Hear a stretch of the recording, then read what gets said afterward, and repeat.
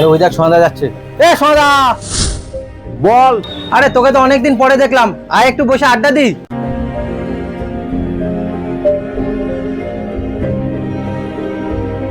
হ্যাঁ বল। তারপর বল তোর খবর কি?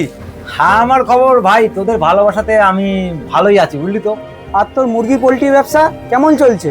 মুরগির পোল্ট্রি ব্যবসা ভাই ওটাও এখন বেশ ভালোই চলছে, দাঁড়িয়ে গেছে বুঝলি তো। ও ব্যবসা ভালো চলছে? তাহলে তোর হাতে তো এখন অনেক টাকা, তাহলে আমরা যেই টাকাটা 6 মাস আগে তোকে ব্যবসার জন্য দিয়েছিলাম সেটা দিয়ে দে। টাকা? কিসের টাকা?